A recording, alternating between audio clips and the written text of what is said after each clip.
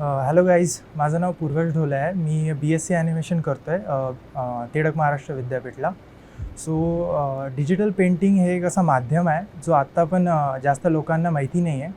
तर मी त्याच्याबद्दल तुम्हाला काही गोष्टी सांगणार आहेत. डिजिटल पेंटिंगसाठी तुम्हाला काही सॉफ्टवेअर्स लागतील, जसे फोटोशॉप झाले, प्रोक्रिएट झाले. तुम्ही पैकी कोणता पण वापरू शकता.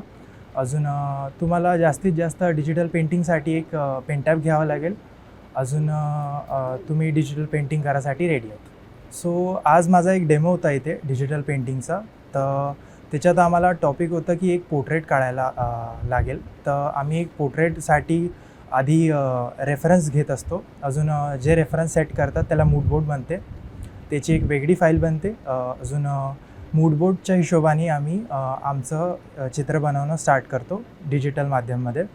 अजून तुम्हाला डिजिटल पेंटिंग बनवासाठी काही गोष्टी खूप गरजेचं आहे समजणं.